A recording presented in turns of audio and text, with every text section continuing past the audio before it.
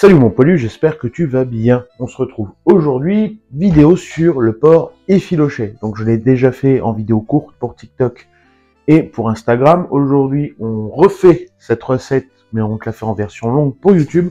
Et en plus, on l'a fait d'une manière différente avec une nouvelle recette. Dans la première vidéo, on avait utilisé de la pulpe de tomate. J'ai décidé de la mettre de côté. Les petits côtés acides peuvent déranger certaines personnes. On tente une recette différente. Donc c'est parti mon poilu, on s'y jette ensemble. On fait notre porc effiloché. Donc pour commencer, il faut que tu saches que c'est une recette qui va te demander énormément de temps. Ne le fais pas sur un jour où tu as beaucoup de choses à faire, ni à la dernière minute. On va partir sur une cuisson de 7 à 8 heures. Donc là, tu vois, il est 11 heures, je le prépare pour ce soir. Dans un premier temps, on fait le tour des ingrédients. Il va te falloir un rôti de porc dans le filet. Il y avait une promo, tu vois, j'en ai 1,5 kg pour 6 €. Il va te falloir 2 oignons, un bouillon cube de volaille, du poivre, du sel, du vinaigre de cidre. Alors le vinaigre de cidre, j'ai utilisé qu'une fois déjà, la première fois c'était pour le porc effiloché. Depuis, j'ai jamais réutilisé, on le réutilise aujourd'hui.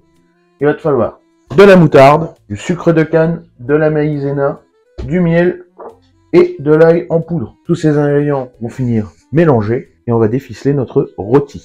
Dans un premier temps, première étape, on coupe les ficelles. Hop. Alors là, attention, très compliqué, tu l'ouvres. Bien sûr, tu t'es lavé les mains au préalable. Et là, les ficelles, c'est pas très compliqué, il suffit de juste les faire sauter. Donc un couteau qui coupe bien et ça se pose très bien. Ensuite, la ficelle du milieu, elle est déjà coupée. Et la ficelle ici aussi. Hop là. Donc là, tu viens, t'enlèves les ficelles de ton bout de rôti. Alors pourquoi j'ai pris du rôti? Bah, j'en sais rien. Pareil, je pense que tu peux le faire avec un peu toutes les pièces du porc. Le tout, c'est d'avoir une cuisson longue. Donc en soi, peu importe ce que tu vas choisir, tant que tu peux le faire en cuisson longue, ça va aller. Et ton rôti, tu le places dans ton plat. On va ensuite préparer nos oignons. Hop. Donc les oignons, on va les mettre en petits morceaux. Alors j'espère que tu vas bien. Bienvenue à toi si tu es nouveau sur la chaîne. Comme d'habitude, n'hésite pas à t'abonner à cette vidéo. N'hésite pas à t'abonner à cette chaîne. Si le contenu te plaît, on fait de la cuisine un peu dans tous les sens. Cuisine tradie française, cuisine innovante un petit peu comme ce porc effiloché. Bientôt la saison des barbecues, je pense que je vais t'en filmer quelques-uns où on fera des petites vidéos supplémentaires ou tout simplement les vidéos du samedi autour du barbecue. Que préparer au barbecue, comment faire un barbecue qui change, des choses comme ça, c'est des petits projets que j'ai en tête qui vont certainement se réaliser sans trop de difficultés. Alors on va le hacher finement.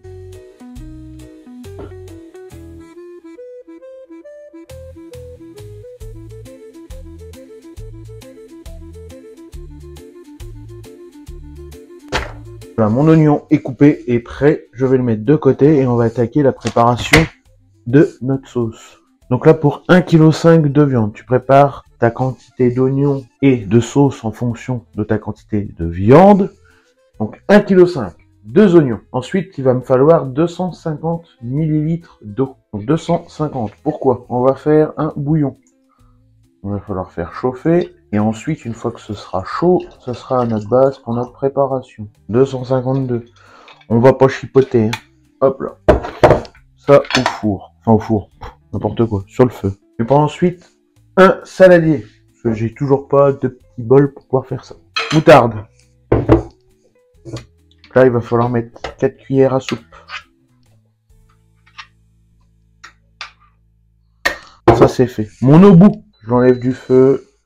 Je mets mon bouillon et le but ça va être de le dissoudre. Normalement ça se passe bien, l'eau est bien chaude, il n'y a pas de souci. Faut pas hésiter à mélanger quoi, mais bon après. Faut pas que tu la laisses trop bouillir parce que malheureusement l'eau quand elle bout elle s'évapore et t'en veux 250 ml. Donc le but c'est pas non plus de plus avoir d'eau à la fin. Donc dès que ça commence juste à être chaud, tu vois ça a déjà changé de couleur. Mon bouillon est en pleine dilution. Après est-ce qu'il s'est identifié comme un bouillon, j'en sais rien. Que c'était une bouillonne. Dans tous les cas, il n'y en a presque plus. Ensuite, on va mettre nos cuillères à soupe de miel. Donc 4. C'est génial parce que le miel à enlever, c'est toujours un régal. On va essayer de pousser. Voilà. Parce que sinon, on y est jusqu'à la fin de l'année. 1, 2. Donc quand ils disent des cuillères, je pense pas que ce soit des cuillères affêtées comme... Là, ça, c'est une belle cuillère déjà pour moi, je pense, par rapport à ce qu'ils demandaient. Donc Je vais pas chipoter à la remplir à 100%. Donc cette recette, tu peux aussi la faire directement avec de la sauce barbecue, a priori. Pourquoi est-ce qu'on n'a pas fait ça? Parce que nous, on n'est pas fan de la sauce barbecue. On préfère travailler une petite sauce comme ça, tu vois, plutôt que de foutre de la sauce barbecue indus. Encore une fois, ce sont mes goûts personnels. Donc là, ensuite, la cassonade. 4 cuillères à soupe. 1, 2, 3 et 4. 4 cuillères à soupe de vinaigre de cidre. 1, 2, 3 et 4. 4 petites cuillères d'ail semoule. 1, 2, 3. Moi, j'en mets une petite parce que... Voilà. J'ai pas envie qu'il y ait trop d'ail. Ensuite, tu vas rajouter 2 cuillères à soupe de maïzena. 1 et 2. Ensuite, du sel. Alors, le sel, tu vas à l'œil. Tu fais comme moi. Voilà. Du poivre. Le poivre, moi, j'en mets pas de trop. Comme ça suffira. Et tu finis avec ton bouillon. Tu as bien chauffé. Il faut aller le gratter dans le fond de la gamelle, par contre, parce qu'il y a eu du dépôt.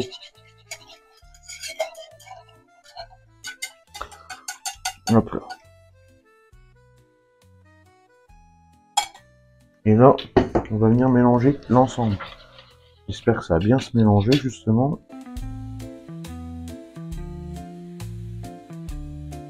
Donc bien sûr, je te l'ai pas dit, depuis tout à l'heure, notre four est en train de chauffer à 140 degrés.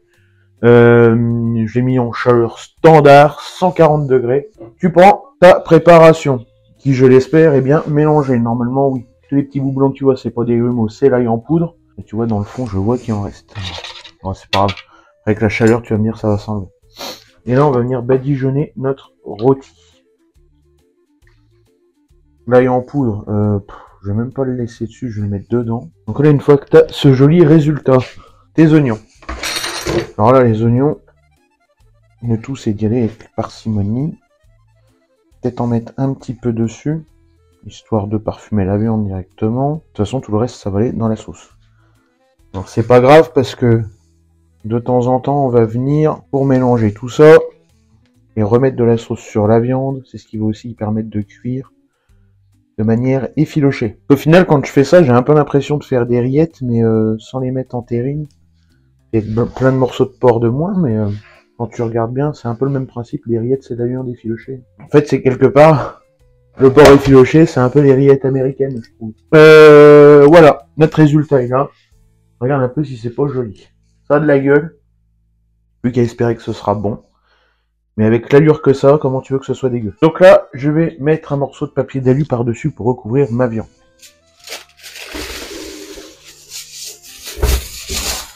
Ça, c'est toujours un temps de merde, c'est incroyable. L'idée, c'est vraiment de protéger ma viande directement de la chaleur du four. Ça va juste éviter que toute ma préparation ne s'évapore aussi. Ça va vraiment la maintenir au chaud dans son petit cocon. 140 degrés, quelle heure est-il, maestro? On se dit 20 h ce soir pour la fin de cuisson. On se retrouvera de temps en temps pendant la cuisson pour aller arroser notre viande. Et voilà.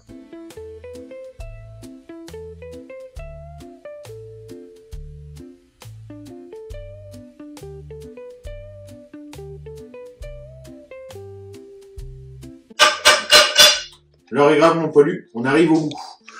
Tu t'en es pas rendu compte, mais je t'ai fait un petit plan mi-cuisson au bout de 4 heures. Je voulais pas forcément réintervenir, je me suis dit, il n'y a pas grand intérêt. À part remettre du jus sur de la bidoche, en soi, on n'a pas parlé de grand chose, il n'y avait pas grand chose à dire. On prépare nos accompagnements pour cette belle viande qui sent bon, t'as pas l'odeur, je te jure, c'est juste un régal. On est presque au terme de la cuisson, il reste un quart d'heure, ils disent entre 7 et 8 heures, donc tu vois, on est à 7h15, 7h20 là. De cuisson, je vais l'arrêter vers 7h30, presque 8h. Pour ça, je me mets maintenant à faire mes accompagnements. Je ne perds pas une seconde une fois que ça sera prêt pour pouvoir goûter tout ça. Pour les accompagnements, du riz, des haricots verts, rien de plus simple. On fait cuire tout ça. On se fait ça ensemble, c'est toujours plus convivial. On va pas s'attarder dessus. Nous, ce qui nous intéresse, c'est le bout de porc. Allez, c'est parti, mon poilu. On met de l'eau et on la fait chauffer pour notre riz. Donc pour nos haricots verts, on va mettre du beurre. Donc, t'évites d'en mettre un stock énorme, juste un tout petit peu dans le fond d'une gamelle. Hop, on va attendre qu'ils fondent, on va mettre nos haricots verts. Je vais pas te mentir, c'est des haricots verts en boîte, haricots verts frais, j'en ai pas, et haricots verts congelés, j'en ai plus. Hop, là, je vais venir mettre mes haricots verts là-dedans. Voilà. Haricots verts et riz, on essaie de faire équilibrer aujourd'hui. Donc là, le tout, c'est vraiment de faire revenir les haricots verts dans le beurre, tranquillement, pour leur donner du goût. Ça, à la fin de cuisson, on rajoutera un petit peu d'ail semoule. Si je dis pas de bêtises, je crois que c'est comme ça que ça s'appelle, l'ail séché. Et du persil que j'ai mis au congèle, parce que je congèle mon persil. Notre riz, on remet pas de bouillon parce que je me suis fait engueuler par madame, mais elle avait raison, parce qu'au final ça sert à rien. Il va y avoir la viande qui va être assez parfumée comme ça, plutôt que de perdre son temps et de l'argent à mettre un bouillon dans le riz. Donc là, mes haricots, tranquillement à la poêle, presque pas besoin de s'en occuper, juste les laisser faire.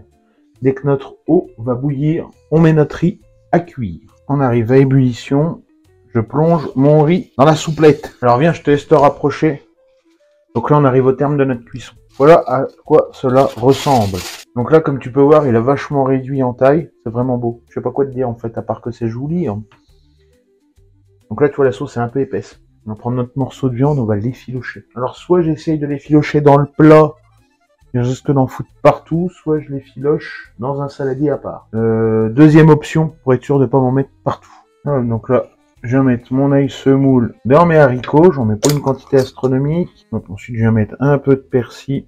Donc là on va venir attraper notre viande, tu vois, et là on va pouvoir l'effilocher. Regarde un peu ça si c'est pas beau. Il y a entre 7h30 et 8h de cuisson là. Regarde un peu comment ça s'effiloche facilement. C'est magnifique. Donc là tu vas pouvoir t'amuser avec toute ta viande, tu vas pouvoir tout effilocher de la même manière. S'il y a du jus c'est pas grave en soi, c'est de toute façon on va tout remettre au même endroit. Simplement, là, je fais ça pour éviter d'en mettre partout. Regarde, hop là. Waouh. As-tu vu un peu comment ça se sépare? Regarde les chairs, comment elles s'en vont. C'est magnifique. Tu vois, là, il est vraiment bien cuit, quoi. Ça va être juste un régal pour les papilles. N'hésite pas à me dire si tu en as déjà fait en commentaire. Et si tu en as déjà fait, donne-moi tes recettes. Au moins pour la sauce. Parce que la dernière fois, on l'a fait à la tomate. Là, cette fois, on le fait miel moutarde.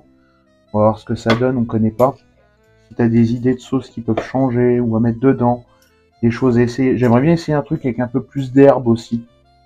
Enlever un peu le côté sucré et mettre plus un côté aromatique en herbe. Tu vois ce que je veux dire. Donc ça, si tu as déjà fait, n'hésite pas à me le dire. N'hésite pas à me mettre ta recette en commentaire.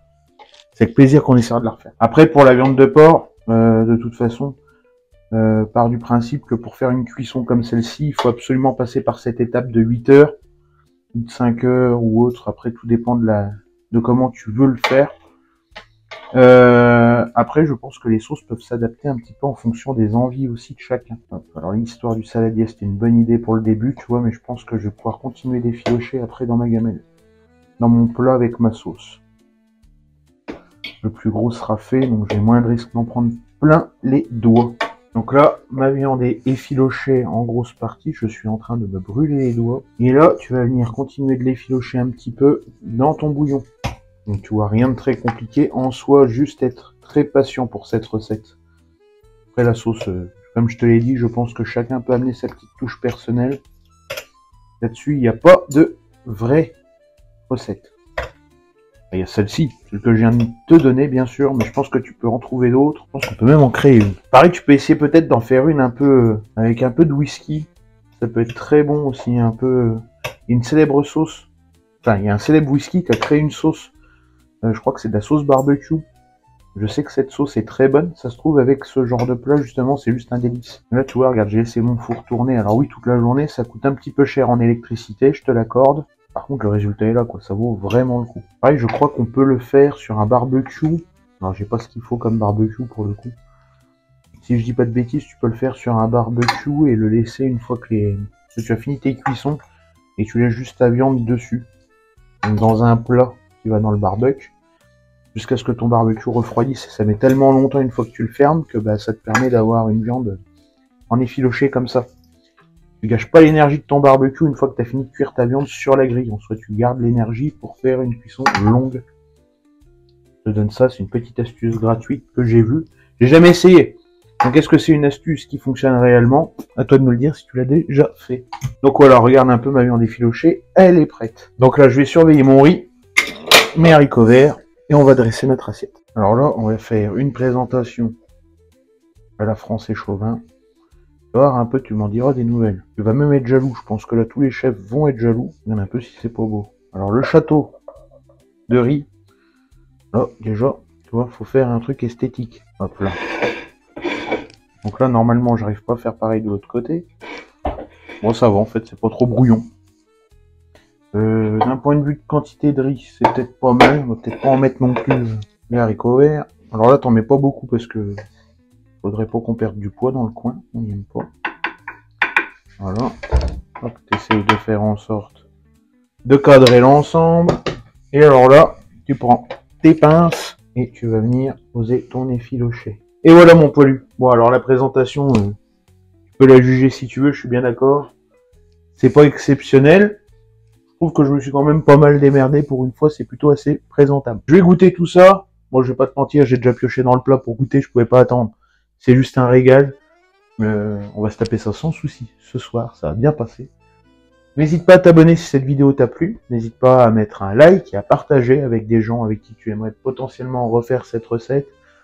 N'hésite pas à la liker parce que moi ça me soutient, ça nous soutient et ça nous dit qu'il faut qu'on continue dans nos projets cuisine. Et puis n'hésite pas à aller checker les autres réseaux sociaux non plus qui sont Instagram et TikTok, le même nom.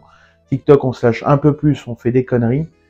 Donc voilà, tout ce que je pouvais te dire. Je te remercie si tu es venu jusqu'ici dans la vidéo. Et puis n'oublie pas mon poilu, chauffe-kippe.